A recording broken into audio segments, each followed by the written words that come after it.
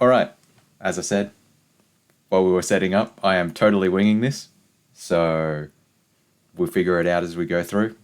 I'm not really much of a streamer other than just chucking it up when I occasionally do a speedrun or something, or I'm doing like something on Battle.net, but whatever. So, I'm BK.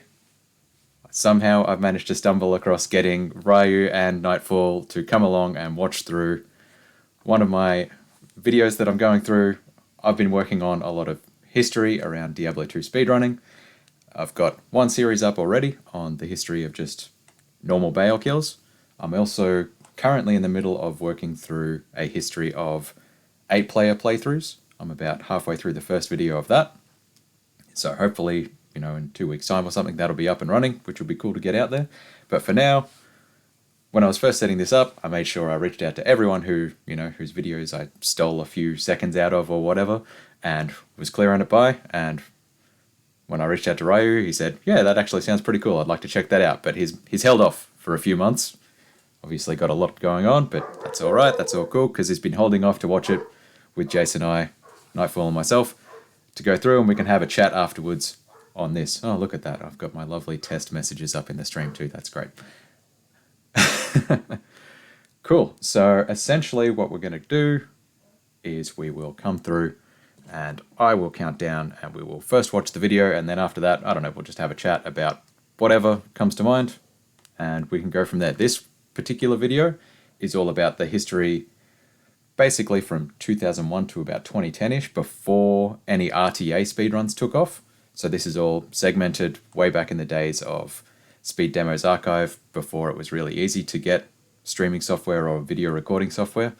So there's a lot of bad video quality in here, just as a heads up. But Perhaps. we roll with it. We roll with it. Cool. So I will start playing. I'll switch over to my other view. And 5, 4... Oh no. Wrong one. There we go. 5, 4, 3, 2, 1, go. Released in 2000 by Blizzard North, Diablo 2 was a behemoth of its time. With millions of active players and a thriving online community, the follow-up expansion pack, Lord of Destruction, took the community to a whole new level.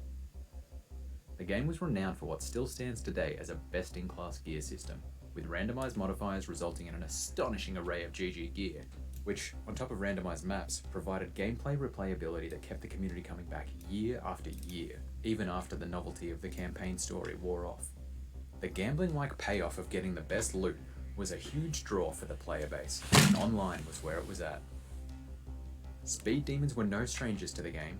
Every few months, a new official ladder would be created on Battle.net, with players working hard to level up as fast as possible to get to the top of the ladder.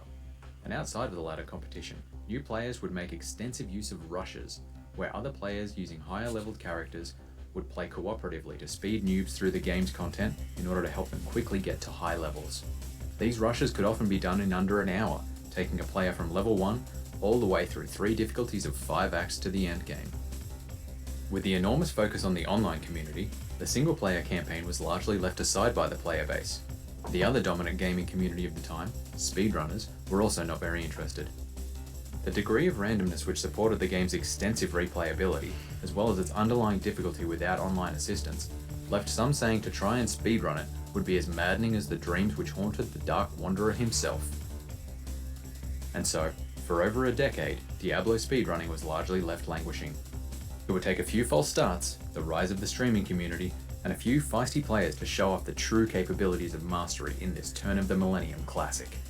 So stay a while and listen, as we go through a journey covering the history of Diablo 2, Lord of Destruction Kill Bale World Records.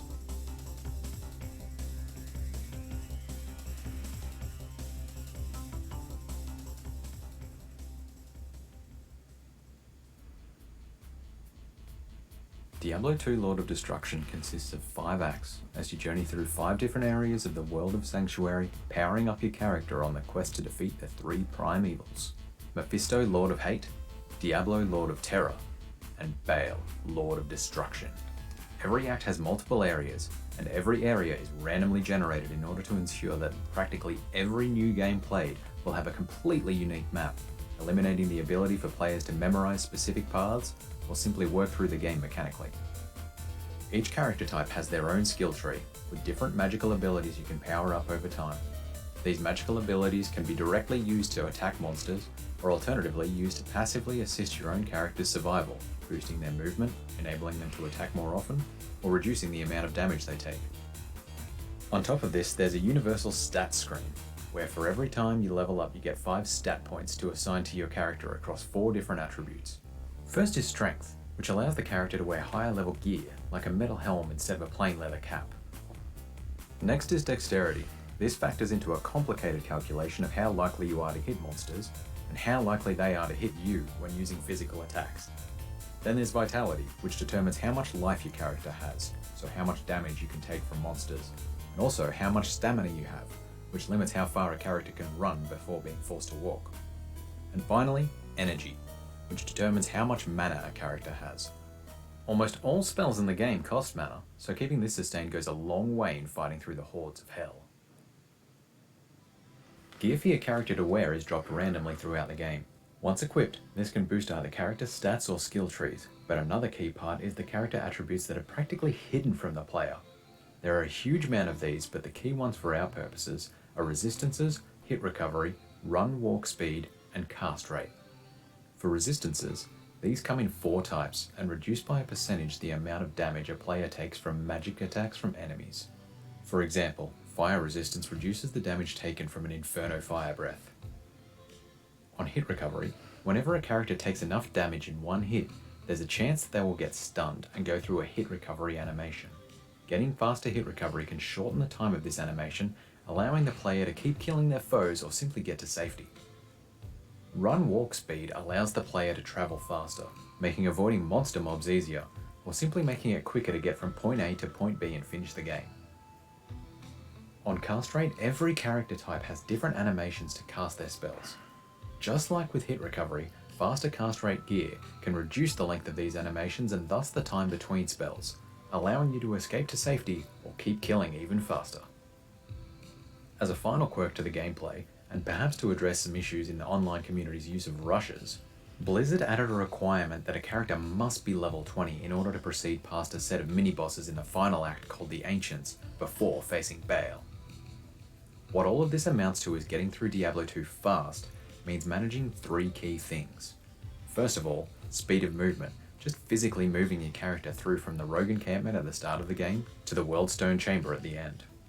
Secondly, kill speed is important for getting monsters out of your way and into your experience bar. Finally, there's level management.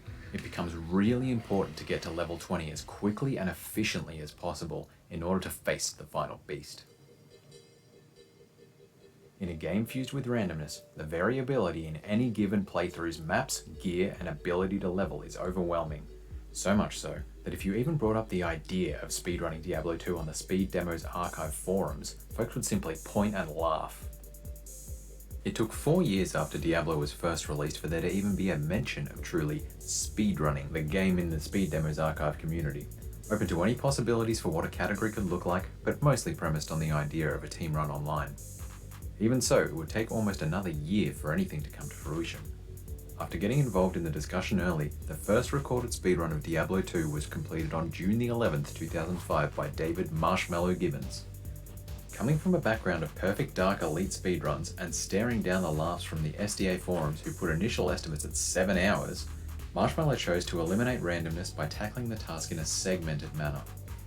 For those unfamiliar with the concept of segmented speedruns, I strongly recommend checking out Summoning Salt's video on Half-Life 2, which touches on segmented. But to quickly summarize, a segmented run is one which heavily relies on save files.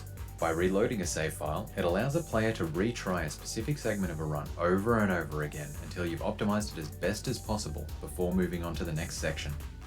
Past players of Diablo 2 will know that every time you exit the game, it'll save over the character file you've been playing in order to ensure any progress you've made in terms of experience, gear, or map discovery is left intact.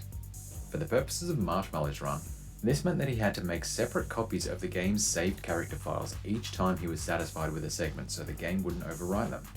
Then he could place this in the folder where characters are saved every time he wanted to restart a segment. This approach gave Marshmallow some huge advantages in creating a great time. First up, in speed of movement, I said earlier that maps are completely random between different characters. Key to this is that all characters are generated off a static seed number locked in place at the point of character creation. Once you start a character in single player, its maps will always generate in exactly the same way, so Marshmallow could run ahead and figure out how his map was laid out, then reset his run back to the start of the segment and know exactly where he needed to go. While it could be argued that this was akin to the much-loathed third-party program MapHack, the fact that Marshmallow had not used any external software and had done all the exploration himself was enough for the Speed Demo's archive rules. Next on level management, throughout the game there are shrines littered across the map, giving different bonuses. Some heal you, some upgrade any gems you have in your inventory, but most critical to this run is the Experience Shrine. By clicking on an Experience Shrine, you get this white cross flag hovering above your character, indicating that for each enemy you kill, you earn an extra 50% bonus experience.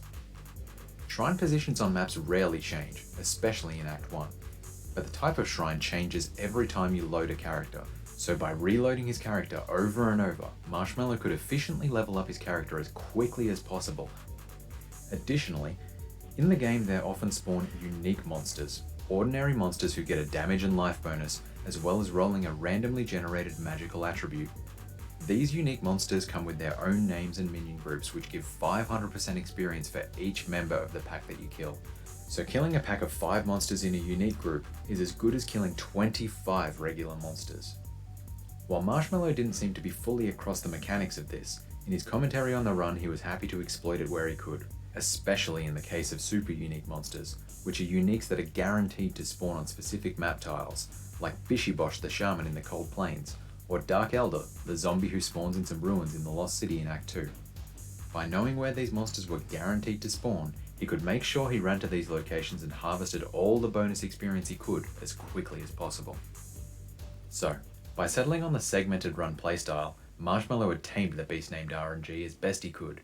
Next, he had to choose which class to play. Of the 7 classes in Diablo 2, when thinking of the elements critical to a fast pace, as outlined earlier being speed of movement, kill speed, and level management, while many classes can do significant damage late game, and many have skills which boost their movement speed, 2 classes are a league above the rest and would come to dominate the fastest time to kill Bale in all Diablo 2 Lord of Destruction records: Assassin and Sorceress. The Sorceress is the quintessential Diablo 2 caster, with the choice of 3 magic type skill trees allowing her to deal lightning, cold, or fire damage. Critical to her potential for speedrunning is the ability to teleport, allowing skipping past enemy groups, going through walls and over lava pits in the blink of an eye. In addition to this, at level 6 she gains the skill Static Field, which takes a quarter of an enemy's health on every attack, including bosses, which allows you to rip through even Bale in no time. Unfortunately, teleport isn't unlocked until fairly late in a run at level 18, and the Sorceress is extremely prone to dying, as she gains the least life per stat point in Vitality out of all Diablo 2 characters. On the other hand, the Assassin is an expansion-only character who, along with the Druid, was seemingly built to address player grievances about the difficulty of the original. On the damage front, an Assassin built around the Trap skill tree is extraordinarily powerful. At level 2 she unlocks a Fire Blast skill, which is able to damage multiple enemies at a time, and at level 12 she unlocks the skill Wake of Fire, which shreds through the hordes of hell while she's able to keep on running without hesitation. Finally, at level 6 she gains access to the skill Burst of Speed, which significantly boosts her running and attacking speed, giving large benefits for almost the entire duration of a playthrough. For the first ever speedrun of Diablo 2, Marshmallow went with the Assassin. By methodically working through the game, Marshmallow learned a lot, sharing with the community the insights on restarting maps for better use of shrines, hunting unique monster packs, and using a cold mercenary from Act 3 to overcome the 2 key monsters who are immune to his fire damage: Grand Vizier of Chaos, who guards a seal in the Chaos Sanctuary before Diablo, and Colenso the Annihilator, who leads the first wave of Bale's elite minion guard in the Throne of Destruction. He also set a precedent that was to be a key part of almost any Diablo 2 speedrun for the next decade, skipping the last 2 waves of Bale's minions by luring them out of the throne room and running back in to trigger progression. But even so, Looking back now, there were some enormous gaps, not knowing about some basic things like holding shift and clicking potions to move them into his belt, instead manually dragging them one at a time. Or buying potions from vendors very slowly by right-clicking, which has its own inbuilt delay in the game engine. And also, just spending time in off-piste areas like the pits in Act 1. Which even so, he was still under-leveled coming into Act 5 at only level 18, and needed to travel back to Act 3 in order to farm the experience required to get to level 20 so he could pass the Ancients mini-boss quest. Putting all this together, he finished the run in 1 hour, 58 minutes, 22 seconds, and after 5 years, Diablo 2 would have its first world record holder. For a month. Seeing the gauntlet cast down by Marshmallow and having the trail blazed, a new contender wanted a piece of the action and wanted to do things differently. Coming from basically nowhere, a new member of the SDA forums, Alan Psycho Burnett, stumbled across Marshmallow's recording on the recommendation of a friend, and was shocked the run hadn't been completed with a sorceress. With some great tips from the SDA community, Psycho managed to optimize a few parts of the run, with much better mouse skills, and even being the first recorded runner to use the belt unequip trick for fast reloading of potions at vendors. He also managed a hidden factor in the game very well, gold. Because you're casting spells all the time in order to deal damage, mana potions are key to sustaining your ability to run through the game, especially on a sorceress who uses teleport. While monsters are prone to dropping gold, these tend to come in very small amounts, say from 5 to 100, whereas by picking up items and selling them to vendors, as you progress through the game you can easily get between 1 and 10,000 gold from a single item. This plentiful gold also helps Psycho, because the sorceress can buy staves from vendors which give a boost to individual skills in her tree, giving either a boost to her damage, or allowing a use of a skill without investing any points. Relying on Charge Bolt early game, and then transitioning to the powerful Lightning skill, left him well positioned to handle normal monster mobs, especially after purchasing plus to skill staves from vendors and significantly boosting his damage output. On top of this, unlike Marshmallow, Psycho made use of mercenaries as early as Act 2, feeding him thawing potions to increase his cold resistance, and making the usually terrifying fight with Duriel a breeze. However, with minimal faster run speed, he faced serious challenges in matching the pace on Marshmallow's assassin. An unseen time sink was the need to go back to town and run to a vendor to replenish mana potions extremely frequently, and without the faster run speed like the assassin, while also unable to teleport in town, Psycho was at a distinct disadvantage. And while damage to bosses was supposed to be a huge advantage, by only putting 1 point into static field, he had to be right next to the act boss when using the skill, making boss kills extremely difficult and an especially grinding part of the run. To be honest, looking back now, the run had its share of pathing problems as well, including unnecessary side quests like killing Radamant, and strange segments to assist boost his level, like exploring a dead-end corner of the Arcane Sanctuary multiple times. But eventually, after a few weeks of grinding, Psycho managed to pull through and beat Marshmallow's time with a 153.44. While there was some discussion in the forums from other interested players, no one else followed through with the challenge to the end. It was too easy to fall prey to perfectionism, and even segmented runs were still too random for most. The record stood unchallenged, holding the fastest recorded time throughout 2005, 2006, and 2007. Then, in 2008, something interesting occurred. Psycho came back. Unsatisfied with his previous attempts, and lured by a bounty put up by other members of the forums, he came to tackle something much more grandiose, a 100% run all the way through hell. A 100% run as formulated within the bounty was based on the premise of completing all quests, including killing the Cow King, in each of the 3 difficulties, Normal, Nightmare, and Hell. While a feat of its time, and laying the groundwork for what would in the future come to be known as Hell runs, the details on these are a topic for another video. For our purposes, the main thing that this brought to the table was vastly improving Psycho's knowledge of gameplay mechanics, where and how to save time, and making the most of what had largely been written off as a distraction so far. Rune words. A key feature of the Lord of Destruction expansion to Diablo 2 was the addition of special items called runes. Rare items which, much like gems in the original, would add special bonuses when inserted into gear which had open sockets. Unlike gems though, these runes had another special use. Placed in the correct order into a piece of gear with the correct number of sockets, they'd form a rune word and bestow a bunch of other bonus attributes, granting anything from enhanced damage to faster run speed and even more. For his 100% run, Psycho wanted 2 specific rune words which would go on to become staples of Diablo speedrunning for more than a decade: Stealth and Leaf. The Stealth rune word requires a 2-socket chest piece of armor, and is made by inserting the runes Tal and F in that order. This rune word grants bonuses that are a speedrunner's dream: 25% faster run speed for speeding through the maps, 25% faster hit recovery to minimize being stun locked when hit by strong enemy attacks, and 25% faster cast rate for reducing the time it takes to cast any spell, helping teleport faster, deal higher damage per second, and stick and move when attacking monsters. The Leaf rune word is made by inserting the runes Tyr and Ral into a 2-socket staff. The Leaf rune word gives a huge benefit to sorceresses by adding 3 levels to all fire skills, as well as adding another 3 levels to Fire Bolt, Inferno, and Warmth. These bonuses massively boosted Psycho's damage output, and the mana on kill and warmth especially helped him manage his unquenchable thirst for mana potions. The cold resistance was nice too, I guess.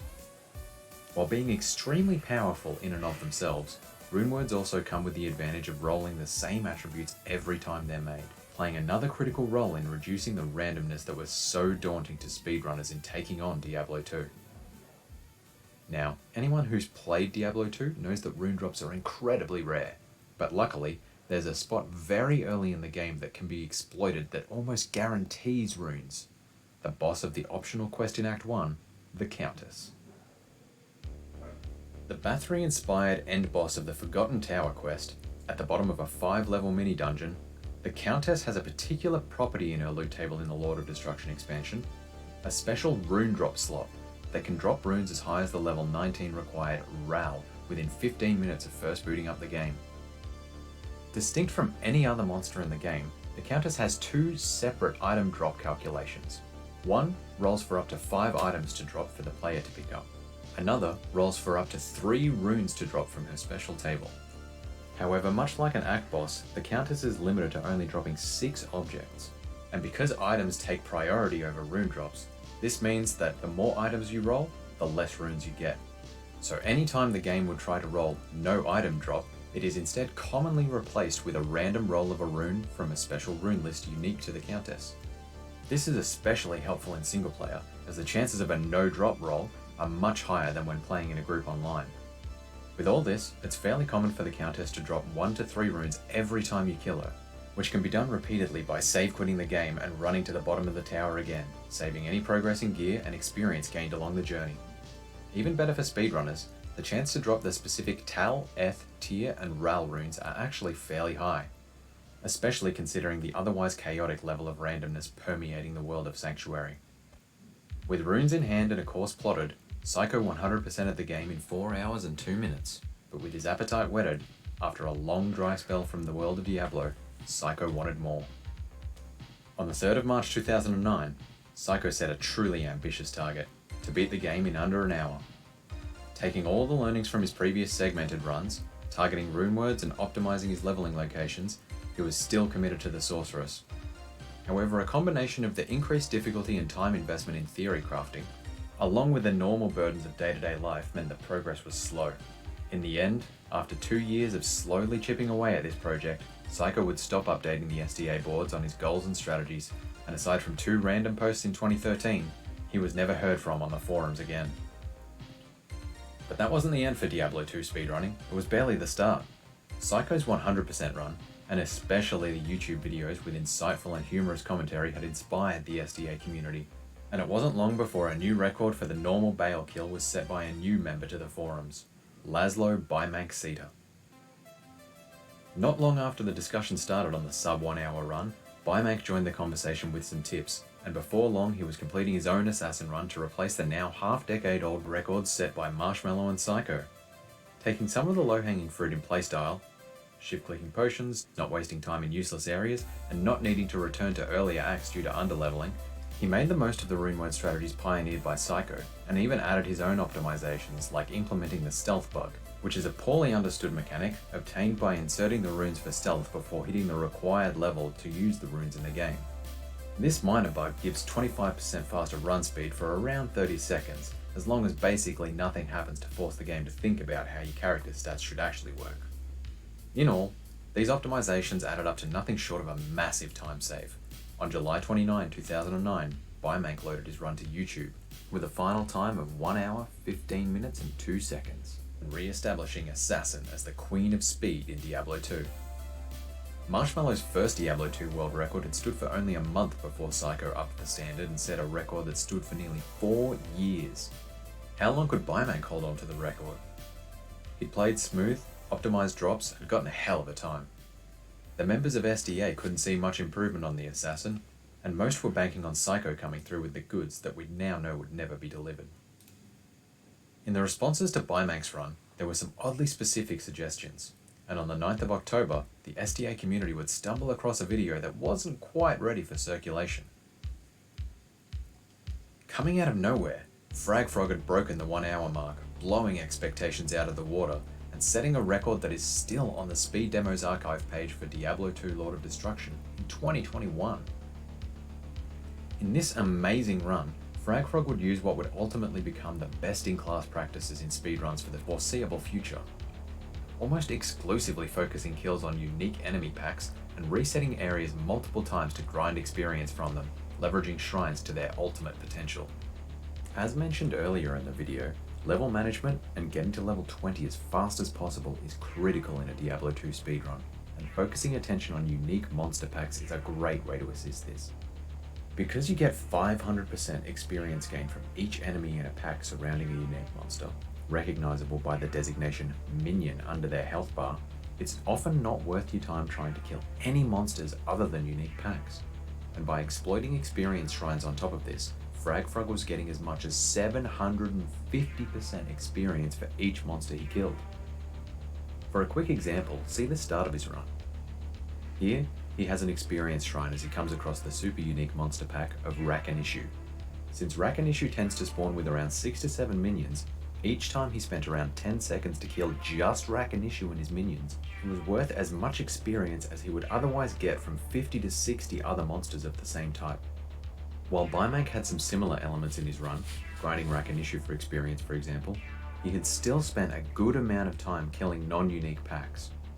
Fragfrog took it to the next level, and by doing this repeatedly, he was at level 6 and using Burst of Speed within 4 minutes of the start of his run. For another example, by manipulating the drops from the Act 1 boss Andariel, he secured a pair of Hasaris boots with the key attribute of 20% faster run walk. This boosted his speed by a bit over 7% compared to Bymank. On top of this, there were a huge amount of micro-optimizations that helped him manage to grind through the segments more effectively.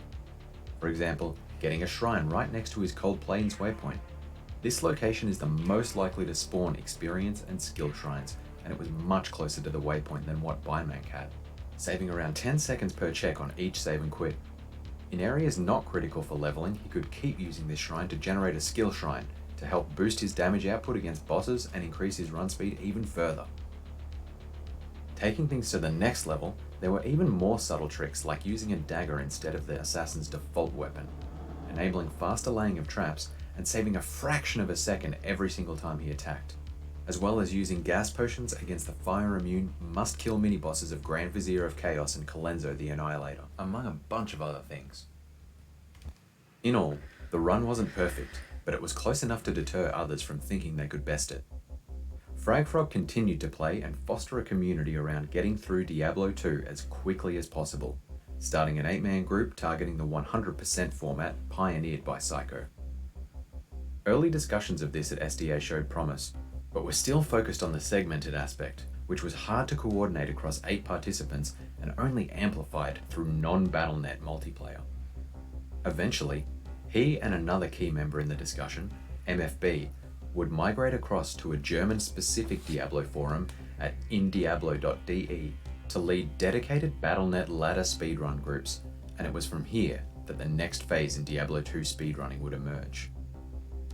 So come back for the next video when we explore when real-time attacks.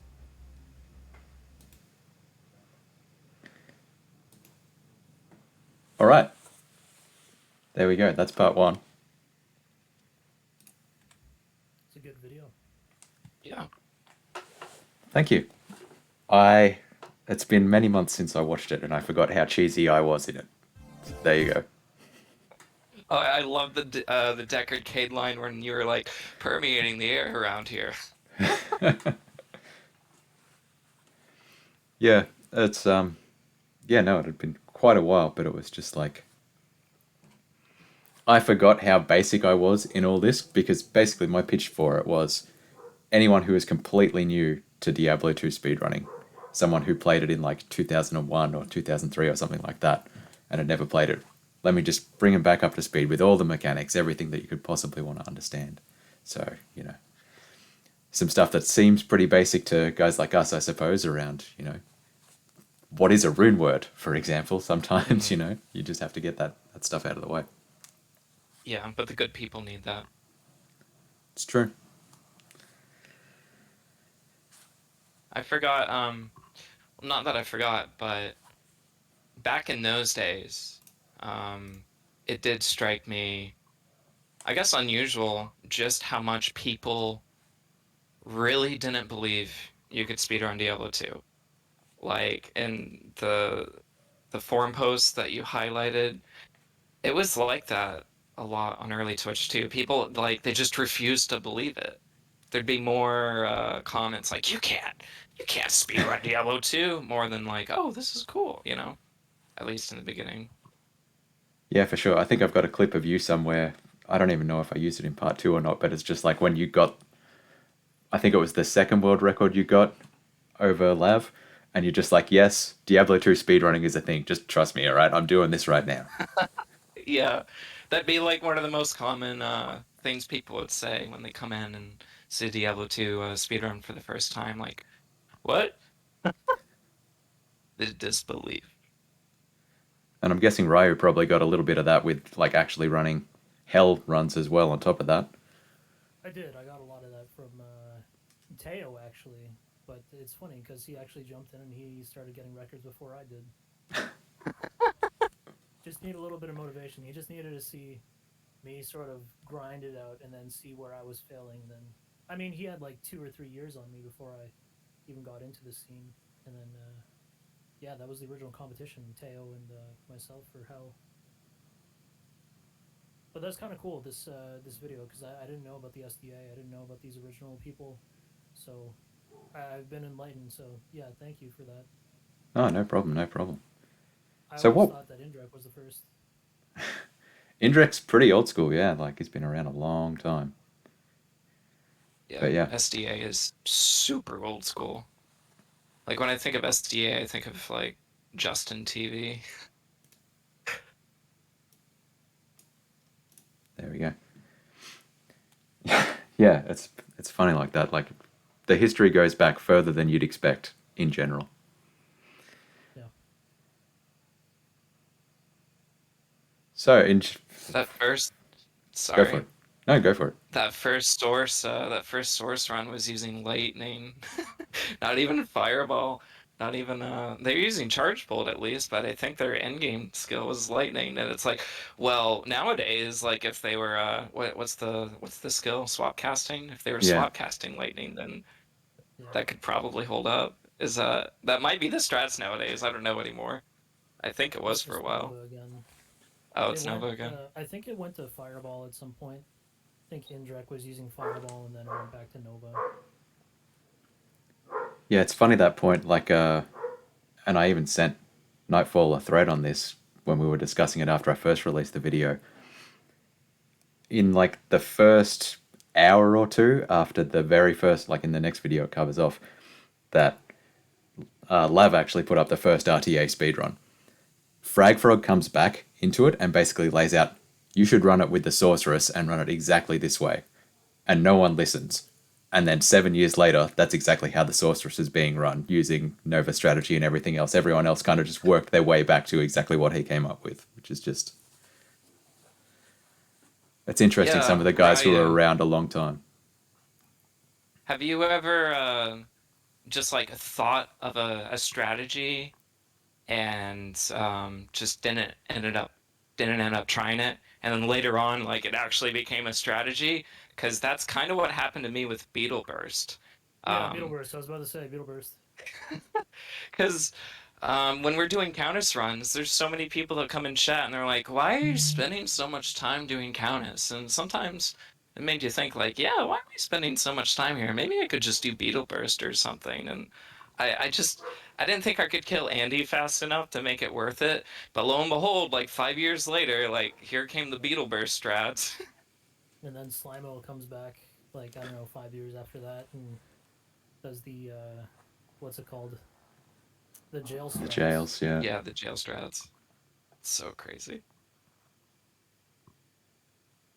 Is that what they're doing nowadays still? I'm so out of the loop right now.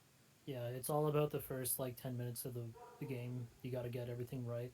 Gotta get to the jail, gotta get to the waypoint, and then if you don't get your dark, what are they called? Dark ones? If you don't get the dark one, the champion pack, then you just reset. Mm. That's kind of why I like a little bit of like the I guess the starter phases whenever you take a game and really Yeah, start to figure out the strategies. There's not so much pressure to be perfect, and there's yeah. a lot It's of more wiggle room. sandboxy. Yeah. Exactly. And then we get to a point that we refine a game so much that it starts to feel like Super Mario Bros. 1. Yeah, that's what it Gotta feels like beat it by a because frame. it's a lot harder now to get into the speed run. At least if you want to chase like world records, Yeah. it's so optimized now. You got to get everything right, all the runes on time, all the experience shrines on time, proper routing, proper map layouts. It's tough. It's exhausting.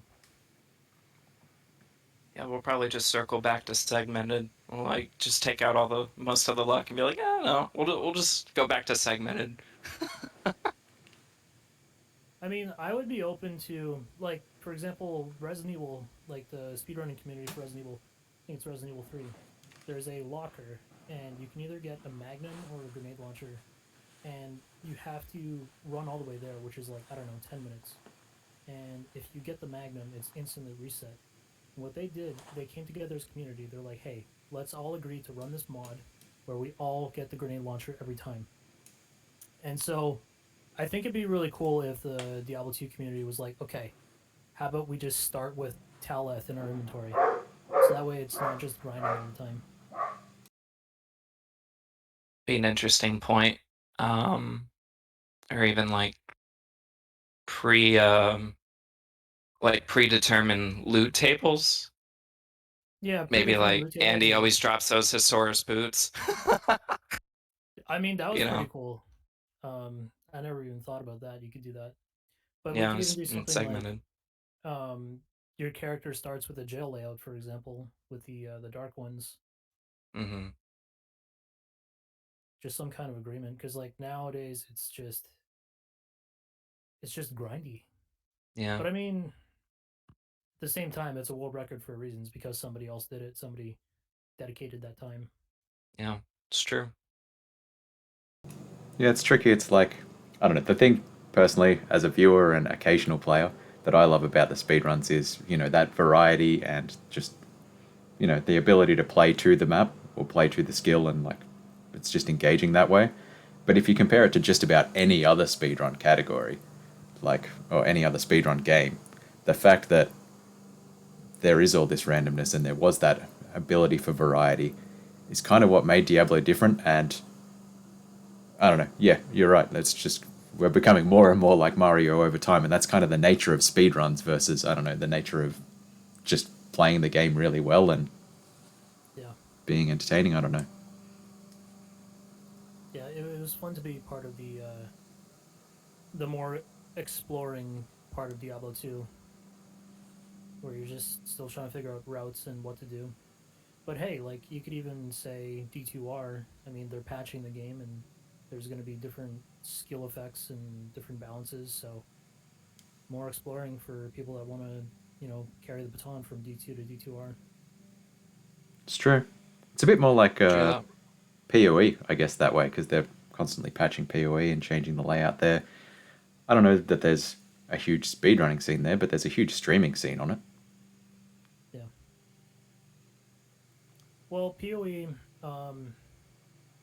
I don't know if there's like a huge speedrunning scene that like there is in Diablo 2, but there are definitely people who are faster than others, and they're well known. So I mean, you can definitely speedrun that game. I had a one other note from that video. You were commenting on how one of those runs were doing like the inferior right click to stock potions and it's slower. And I was like, shit, that's what I do. I still do that. It's because I have rejuves in number 4. Well, I still do that on BattleNet now because my lag's so awful. Yeah, yeah. Uh,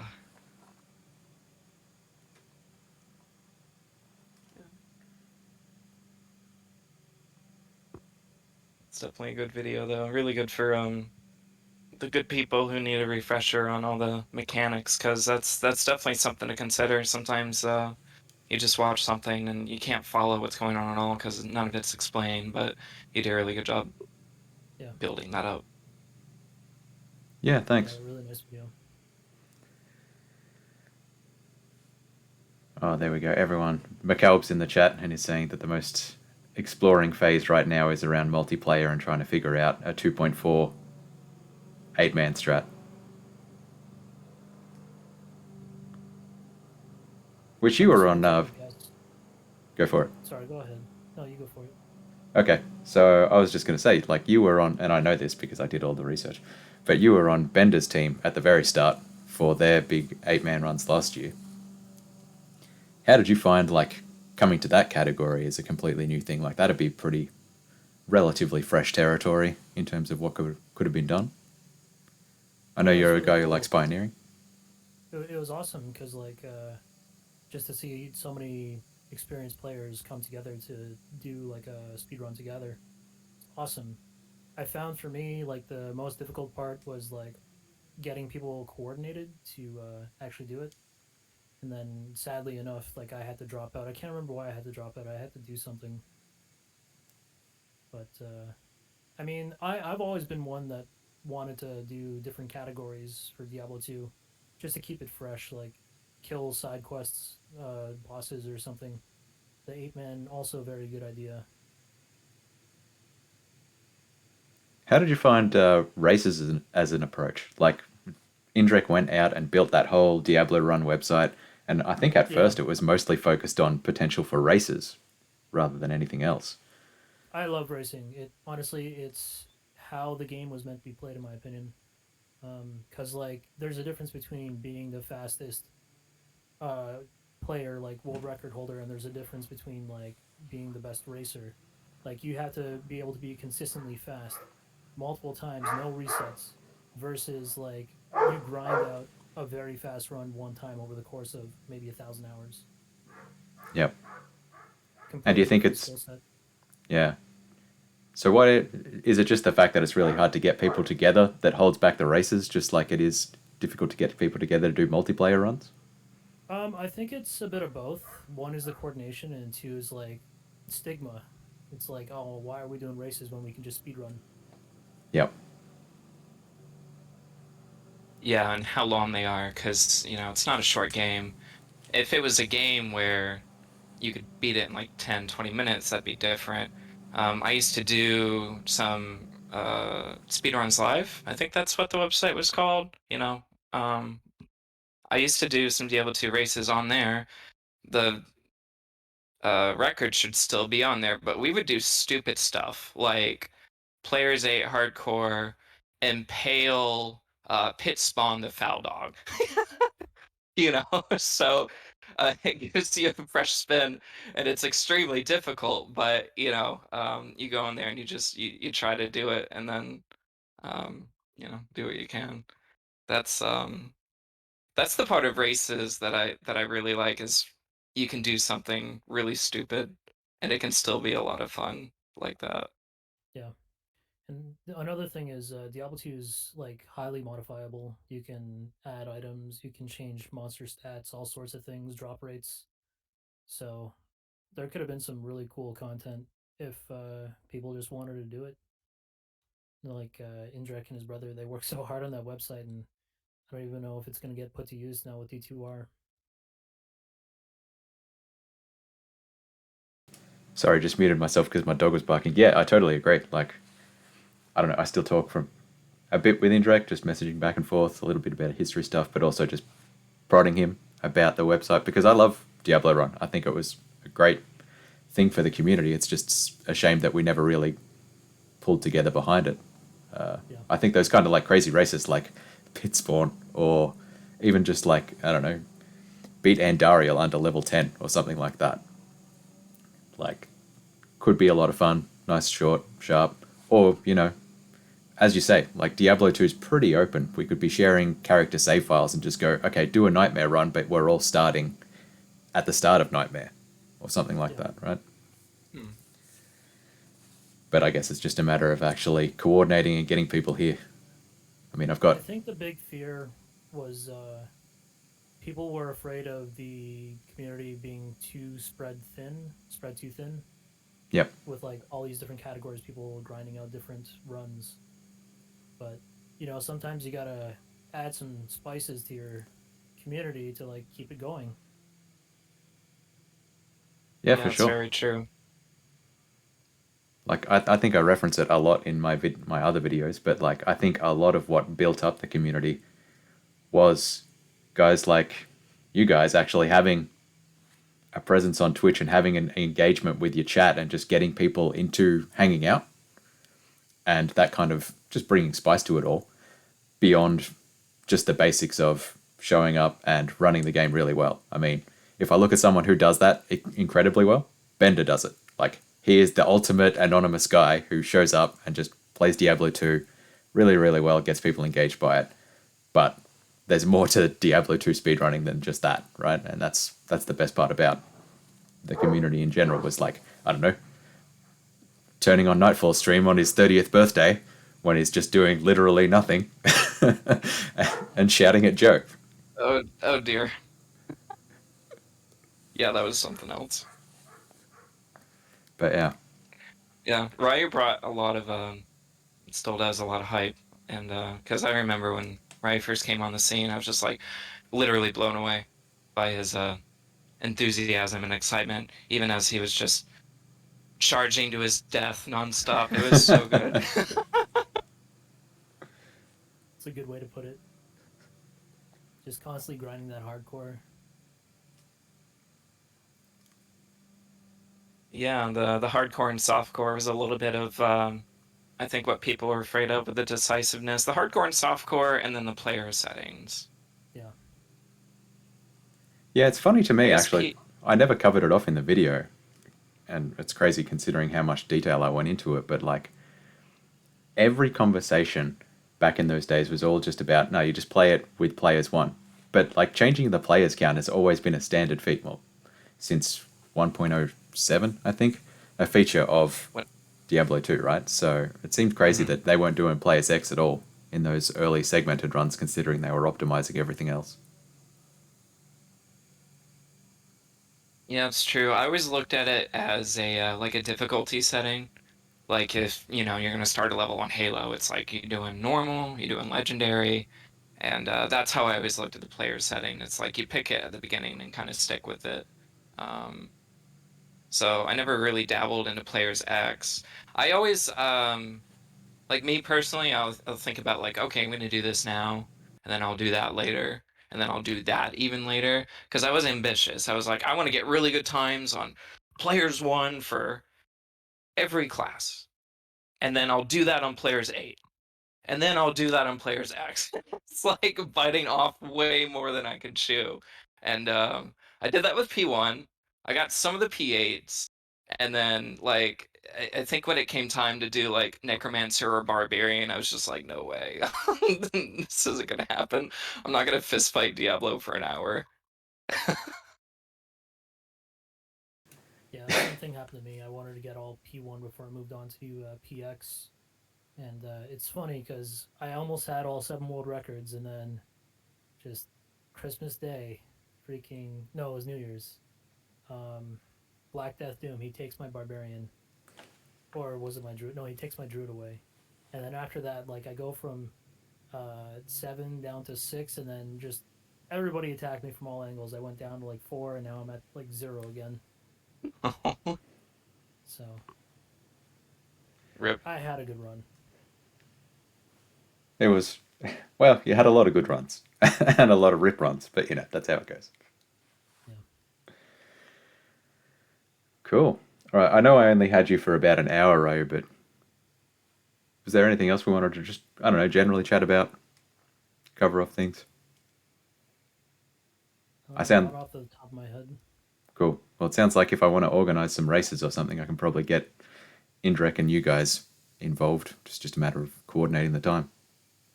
Yeah. Awesome. Well, McAlp says that he used to listen to Lull Lull Lull for an hour at a time, and I know that I used to listen to Crazy Dog and lots of other things from Super Team Go on your stuff. So that's just the extra spice that Ryu brought to the community overall, which was great. I think this was also another, just before I wrap up, because this is something that I wanted to cover off on that I never got around to making a video on, was just the extra support that like the chat and the community in general bring to the speedrunners. Like Super Team Go bring the music, or I know Nightfall had, I think it was it Abby who built a couple of mods for you? And there's Izzy. like Izzy, there you go, Yeah. thank you.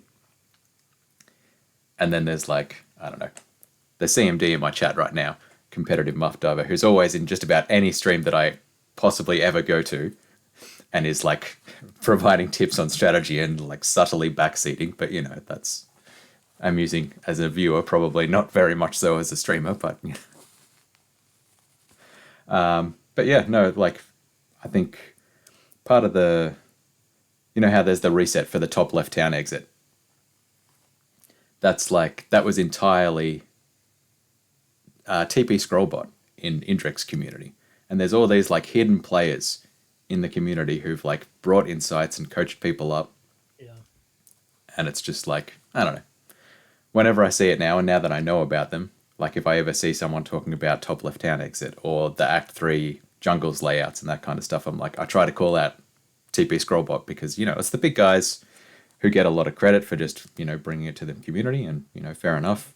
Mr. Llama, he's a nice guy. He has a lot of followers, but a lot of people attribute a lot of things that were found by other people, whether it's Warren, his mod, or whether it's TP Scrollbot and that got fed through to him or that kind of stuff, to the big names rather than the people who actually, I don't know, stumbled across it. So just like to call that out now as I wrap it all up.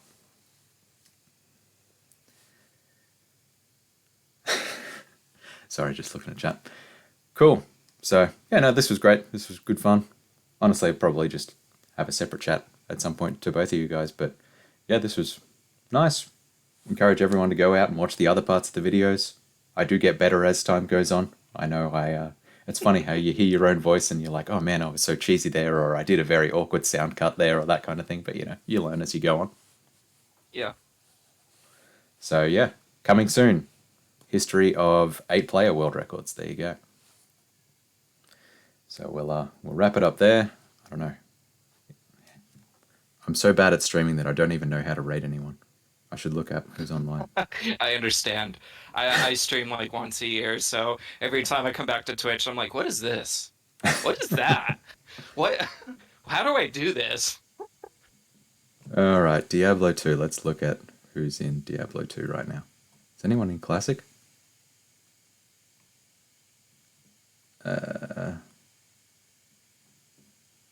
Sure, why not? This guy can have it. All right. Thank you very much, everyone, for hanging out. Thank you, Ryu. Thank you, Nightfall. This was great. And we will raid Infail. He's doing Project Diablo 2. There you go. I did not realize that was a thing. Still. But I guess Cougs and Lucky still play it, and they're in the chat, so cool. Bye, everybody.